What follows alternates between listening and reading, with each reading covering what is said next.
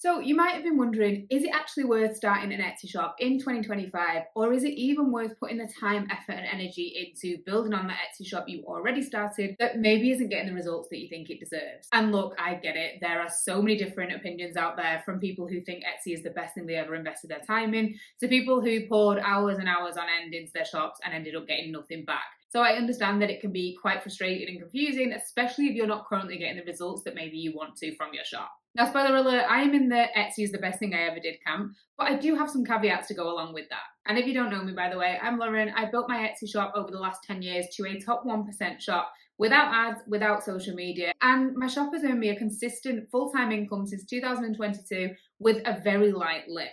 But my personal opinions aside, let's dive into some numbers that actually back up why Etsy might be a great choice for you in 2025.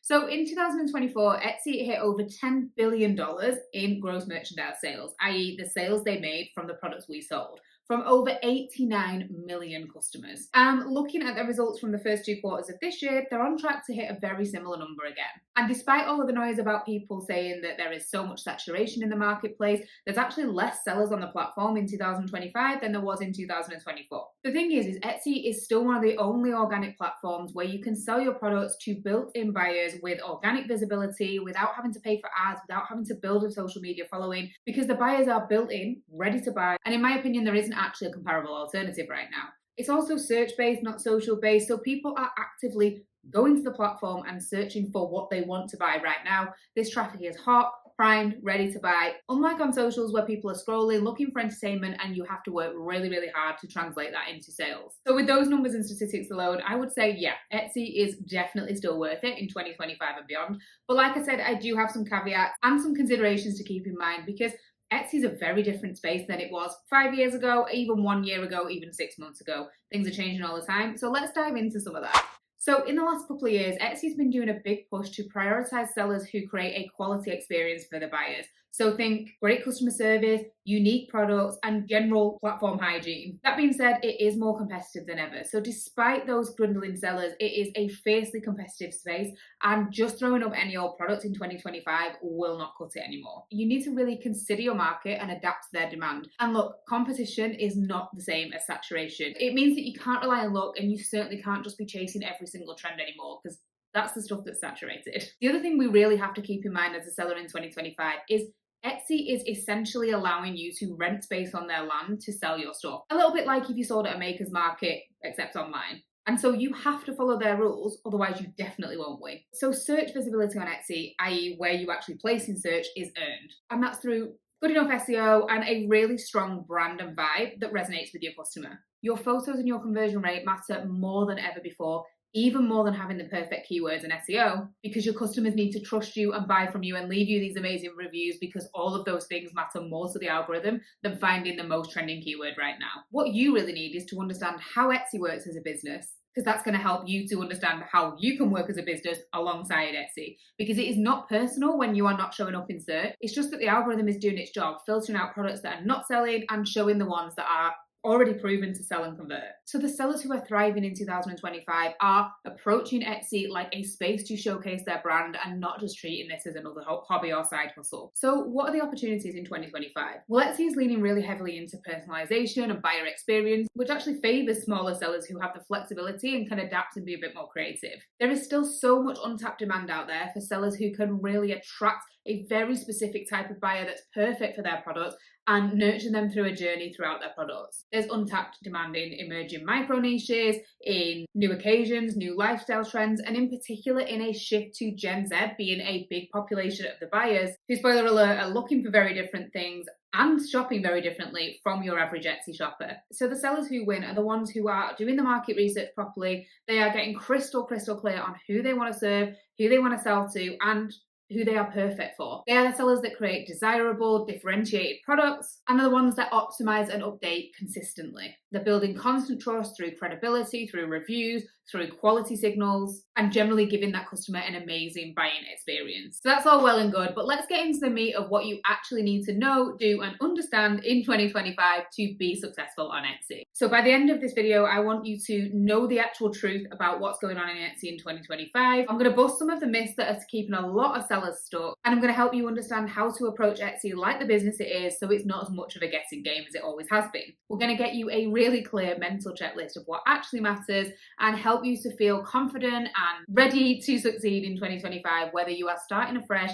or reigniting a shop that needs a little bit of love. Let's dive in. All right, first up, I'm going to call some people out. Etsy isn't dead, but lazy selling is. And look, most sellers aren't actively lazy, they are working constantly, but unfortunately, some of the advice that they're following is lazy. If you are going really, really hard after quantity and volume of listings, just getting out as many AI generated products as humanly possible, getting as many variations out there as possible, just churning out product after product after product without actually taking any time to review what's working and pay attention to what the market is responding to, you're essentially working really, really hard for very little gain. Now, there is something to be said about volume of products in the marketplace. I am absolutely team volume to get data and insights and learn what is working for your customers, but not volume in the space of just throw anything at the wall and hope that something sticks, which I will be honest, a lot of the advice out there kind of tends to lean into. But this just isn't cutting it in 2025. Your customer needs to feel connected,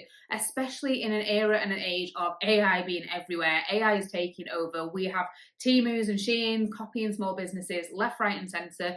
Customers really need to connect with the seller they are buying from. And look, consumer trust is at an all-time low, but this is actually one of the most fundamental things we need to do and build in order to make sure you are making those sales. And a lot of that is built within your brand, within the way that you portray your products, the quality and feel of your products that is portrayed through your visuals. All of this is so easily remedied. We just need to make sure we're focusing our efforts and attentions in the right areas, because your dream customer wants to feel seen and your listings need to reflect that.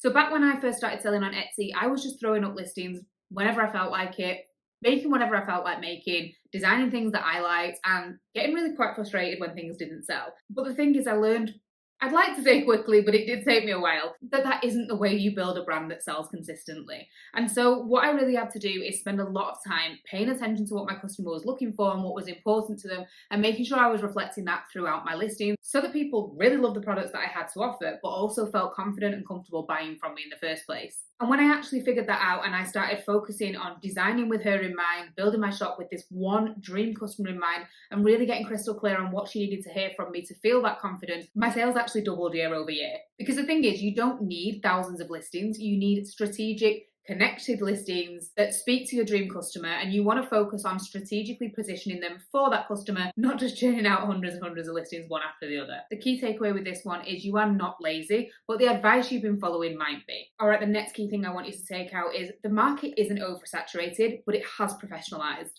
So yes, competition exists, but this actually is an opportunity to you and not a threat. Like we said before about consumer trust, buyers are more discerning than ever. They are focused on hunting out the quality sellers. And Etsy brought in the Star Seller badge. They have actively penalised sellers who are not responding within 24 hours to their customer requests, because you would want to hear back from a business within 24 hours if you were planning on making a purchase with them. So buyers are more discerning than ever. They are looking out for quality signals. They are scrolling past anything that screams low quality, but that means that the shops that do these things well, so high quality visuals, photos, branding, descriptions, those are the sellers that are standing out more than ever before in a sea of sameness. So rather than seeing competition as a threat, you need to see it as a filter that weeds out those that aren't serious. Focus on standing out for all of the right reasons, the quality of your listings, the quality of your imagery. Invest in high quality photos and mock-ups wherever you can, because you are going to stand out so much more than any other seller. And I'm still standing by this in 2025. Your photos and visuals are more important than your keywords. It's just the way it is in 2025.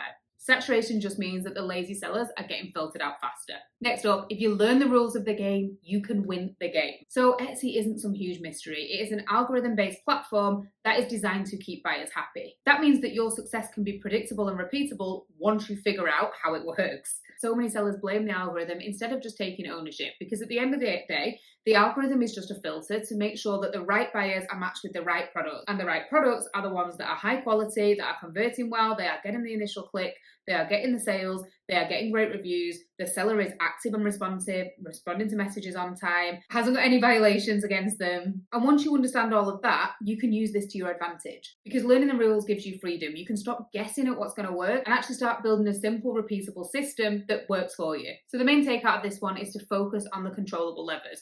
First up, you need to make sure your listings are relevant, i.e. your keywords are matching what your customers are searching for, and then your product that then pops up is actually what that customer is expecting to see. You need to make sure your listings are sticking to that high quality score that Etsy has talked about for many, many years, and that basically just means a good amount of people are clicking through from search, a good amount of people are then going on to convert and buy the product, and then a good amount of those people are leaving great reviews. It's very, very simple when you actually see how that funnel works, and you just need to make sure that from the front end, you are getting customers filtering through each step of that journey. So relevance of the keywords in your SEO, i.e. the keywords that you are using in your listing are going to generate the right products for what that customer is typing in. There is absolutely no point in putting a really high search volume keyword into your listing if when that customer searches that keyword, what your product isn't something that they would expect to see. That is going to give you no benefit whatsoever. The second controllable lever is your click conversion, and that is the percentage of customers that have seen your products in search and clicked through. That is all linked to the relevance of your keywords and the strength of your thumbnail that makes people want to click on your product over everybody else's.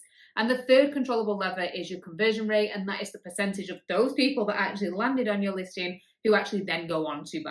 And I don't want you to feel overwhelmed by all this. It's actually pretty simple. Relevant keywords, a strong thumbnail, and then great images and descriptive copy that help to seal the deal for your customer once they land on your page. Because the algorithm is not about luck, it is literally backed in data. And the final thing to keep in mind is that Etsy's success is not about one viral product, one best-selling product.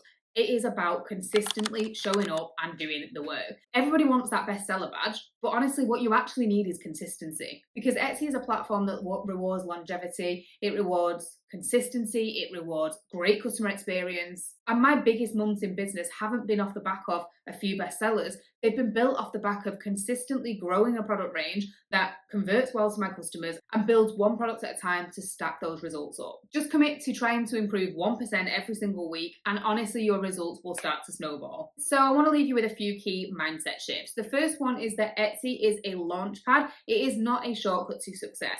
Very, very few people get insane numbers of sales overnight. And that is totally normal. We need to normalize business growth being slow, steady, and consistent, and not just rocketing one day after the other. The vast majority of businesses don't grow like that. And if you can actually focus on those inputs that you are putting into your business, that 1% improvement each day, you'll start to see those wins stack on top of each other each day, each week, each month, until they consistently compound into a bigger picture result. The next thing to keep in mind is that you are building a brand for a very specific customer. You are not just throwing random listings into the ether and hope that something sticks. Because success actually comes from learning how to package your creativity into something that your dream buyer wants. And the third and final mindset shift is to stop blaming the algorithm and to start looking at the data and looking at where you can find those tiny little 1% improvements to move forward towards your goal. So to summarize, yes, I absolutely believe that Etsy is still worth starting and still worth fighting for in 2025.